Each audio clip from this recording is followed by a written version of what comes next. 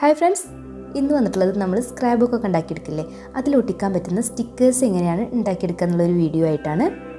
ഈ ഒരു video scrap book ചെയ്യുന്നവർക്കും അതുപോലെ തന്നെ പേപ്പർ ക്രാഫ്റ്റ് ഒക്കെ ചെയ്യുന്നവർക്കും ഒരുപാട് യൂസ്ഫുൾ ആവുമെന്ന് വിചാരിക്കുന്നു. നമുക്ക് സ്റ്റിക്കേഴ്സ് ഉണ്ടാക്കാൻ വേണ്ടിയിട്ട് ഇതുപോലത്തെ ടാഗ് ഷീറ്റ് എന്ന് പറഞ്ഞു കഴിഞ്ഞാൽ ടാഗ് ഷീറ്റുകൾ വാങ്ങിക്കാൻ കിട്ടും. അപ്പോൾ അത് ക്രാഫ്റ്റ് ഷോപ്പിലൊക്കെ കിട്ടും. അപ്പോൾ അത് വെച്ചിട്ട് വേണമെന്നുണ്ടെങ്കിൽ ഉണ്ടാക്കാം. പക്ഷേ ഇങ്ങനത്തെ ടാഗ് ഷീറ്റ് വാങ്ങിക്കുമ്പോഴുള്ളൊരു പ്രോബ്ലം എന്ന് വെച്ചാൽ നമുക്ക് തീം ബേസ്ഡ് ഒക്കെ ആണെന്നുണ്ടെങ്കിൽ ഇപ്പോൾ ഏതെങ്കിലും തീമായിട്ട് ചെയ്യാൻ പറഞ്ഞു കഴിഞ്ഞാൽ നമുക്ക് വാങ്ങിക്കാൻ പോകുമ്പം അവിടെ ഉള്ള ടാഗ് ഷീറ്റ്സേ കിട്ടുള്ളൂ. അപ്പോൾ നമുക്ക് അതിൽ നമ്മൾ വിചാരിച്ച ആ ഒരു ഡിസൈനോ അല്ലെങ്കിൽ നമുക്ക് വിചാരിച്ച ആ ഒരു തീം ബേസ്ഡ് ആയിട്ടുള്ള കണ്ടൻറ്റ് ഒന്നും ഉണ്ടാവില്ല. നമ്മൾ വിചാരിച്ച രീതിയിലുള്ള സ്റ്റിക്കേഴ്സ് എങ്ങനെ ഉണ്ടാക്കിയെടുക്കുക എന്നുള്ളതാണ് ഈ വീഡിയോയിലൂടെ കാണിക്കാൻ പോകുന്നത്.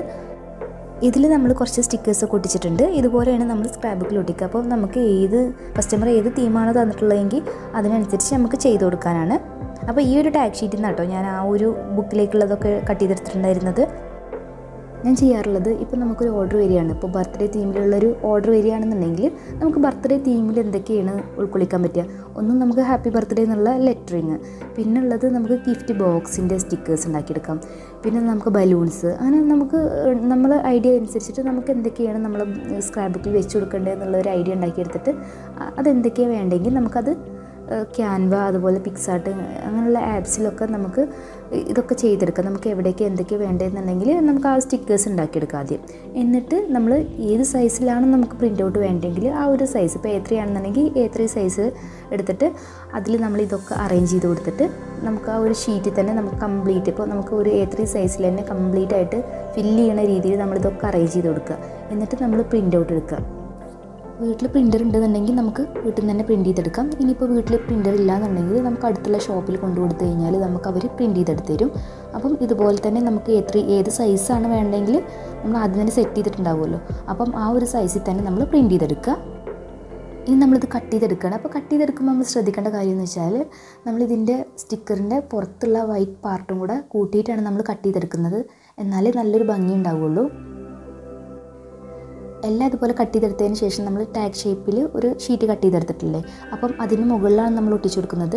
അപ്പോൾ അതിന് വേണ്ടിയിട്ട് നമുക്ക് യൂസ് ചെയ്യാൻ പറ്റുന്നത് നമുക്ക് OHP ഷീറ്റ് യൂസ് ചെയ്യാം, അല്ലെന്നുണ്ടെങ്കിൽ നമുക്ക് സ്റ്റിക്കർ ഒട്ടിച്ച് കഴിഞ്ഞാൽ അതിന് നമുക്ക് അടർത്തി എടുക്കാൻ പറ്റുന്ന എന്ത് വേണമെന്നുണ്ടെങ്കിൽ യൂസ് ചെയ്യാം. ഇപ്പോൾ നമുക്ക് അതൊന്നും കിട്ടിയില്ല എന്നുണ്ടെങ്കിൽ നമുക്ക് പ്ലാസ്റ്റിക് ക്യാരി ബാഗ് ഉണ്ടാവില്ലേ, അതിൽ നിന്നൊരു പീസ് എടുത്തിട്ട് ഒട്ടിച്ച് വെച്ചാലും മതി. നമുക്കിത് യൂസ് ചെയ്യുന്നതെന്ന് വെച്ചാൽ നമ്മൾ സ്ക്രാപ്പ് ബുക്ക് ഉണ്ടാക്കുമ്പോൾ പെട്ടെന്ന് നമുക്ക് എടുക്കാൻ വേണ്ടിയിട്ടാണ് നമ്മളിത് ഉണ്ടാക്കി വെക്കുന്നത്. അപ്പം അതായാലും മതി. നമുക്ക് കയ്യിൽ എന്താണോ നമുക്ക് സ്റ്റിക്കർ പറിച്ചെടുക്കാൻ പറ്റുന്ന രീതിയിൽ എന്താണോ കിട്ടുന്നതെങ്കിൽ അത് എടുത്താൽ മതി. അപ്പം പെട്ടെന്ന് എല്ലാവർക്കും കിട്ടുക പ്ലാസ്റ്റിക്കിൻ്റെ ക്യാരി ബാഗില്ലേ, അതിൽ നിന്നൊരു പീസ് എടുത്താലും മതി. ഞാനിവിടെ ടാഗ് ഷേപ്പിൽ കട്ട് ചെയ്തെടുത്തിട്ടുള്ള ഈ ഷീറ്റിലേക്കാണ് സ്റ്റിക്കേഴ്സൊക്കെ ഒട്ടിച്ചു കൊടുക്കുന്നത്. അത് ഡബിൾ സൈഡ് സ്റ്റിക്കർ യൂസ് ചെയ്തിട്ടാണ് നമ്മളിവിടെ ഒട്ടിച്ചു കൊടുക്കുന്നത്. നമ്മൾ സ്റ്റിക്കേഴ്സൊക്കെ ഇതുപോലെ അറേഞ്ച് ചെയ്ത് കൊടുക്കുകയാണെന്നുണ്ടെങ്കിൽ നമുക്ക് ഈസി ആയി തന്നെ നമുക്ക് സ്ക്രാപ്പ് ബുക്ക് ഉണ്ടാക്കുമ്പോൾ നമുക്ക് സ്റ്റിക്കേഴ്സൊക്കെ അതിൽ നിന്ന് തന്നെ സെലക്ട് ചെയ്തെടുക്കാനും ഒക്കെ ഈസിയാണ്. അപ്പോൾ അതിനൊക്കെ വേണ്ടിയിട്ടാണ് നമ്മളിങ്ങനെ സ്റ്റിക്കേഴ്സ് ഉണ്ടാക്കിയിട്ട് സൂക്ഷിക്കുന്നത്. അപ്പോൾ ഇതുപോലെ നമ്മൾ ഒന്നിച്ച് സ്റ്റിക്കേഴ്സ് ഉണ്ടാക്കുമ്പം ഒന്നിച്ച് ഉണ്ടാക്കി വെക്കുക. അപ്പോൾ നമുക്ക് സ്ക്രാപ്പ് ബുക്ക് ഉണ്ടാക്കുമ്പോൾ ഒന്നുകൂടെ എളുപ്പമായിരിക്കും. അപ്പോൾ നിങ്ങൾക്ക് എല്ലാവർക്കും ഈ വീഡിയോ യൂസ്ഫുൾ ആയെന്ന് വിചാരിക്കുന്നു. ഇപ്പോൾ നമ്മൾ ടാഗ് ഷീറ്റ് ഉണ്ടാക്കുന്നതിനേക്കാളും റേറ്റാണ് നമ്മൾ ടാഗ് ഷീറ്റ് കടയിൽ നിന്ന് വാങ്ങിക്കുമ്പോൾ. അതുപോലെ തന്നെ നമ്മൾ ഇതുപോലത്തെ ടാഗ് ഷീറ്റ് സ്റ്റിക്കർ ആക്കിയിട്ടുള്ളത് നമ്മൾ വാങ്ങിക്കുകയാണെന്നുണ്ടെങ്കിൽ അതിലും എമൗണ്ട് കൂടുതൽ കൊടുക്കണം. അപ്പോൾ നമ്മൾ തന്നെ ഇതുപോലത്തെ സ്റ്റിക്കേഴ്സ് ഉണ്ടാക്കി എടുക്കുകയാണെന്നുണ്ടെങ്കിൽ നമുക്ക് ഒരുവിധം സ്ക്രാപ്പ് ബുക്കിൽ നമുക്ക് കസ്റ്റമേഴ്സിന് പ്രൈസ് കുറച്ച് കൊടുക്കാൻ പറ്റും. ചില സ്റ്റിക്കേഴ്സൊക്കെ നമുക്ക് കടയിൽ നിന്ന് വാങ്ങിക്കാണ്ട് നമുക്ക് ഉണ്ടാക്കിയെടുക്കാൻ പറ്റാത്ത കുറേ സ്റ്റിക്കേഴ്സും ഉണ്ട് കേട്ടോ. അപ്പം അങ്ങനത്തെയൊക്കെ നമ്മൾ വാങ്ങിക്കുക. ഇതുപോലെ നമുക്ക് ഉണ്ടാക്കിയെടുക്കാൻ പറ്റുന്നതൊക്കെ നമ്മൾ ഉണ്ടാക്കിയെടുക്കുക. നമുക്കിതുപോലെ പ്രിൻ്റ് ചെയ്തെടുക്കാതെ സ്റ്റിക്കേഴ്സ് ഉണ്ടാക്കിയെടുക്കാം. അതെങ്ങനെയാണെന്നുള്ളത് ഞാൻ നെക്സ്റ്റ് വീഡിയോയിൽ ഉൾപ്പെടുത്താം. ഇനി എന്തെങ്കിലും ഡൗട്ട് ഉണ്ടെന്നുണ്ടെങ്കിൽ കമൻറ്റിലൂടെ ചോദിക്കുക. Thank you.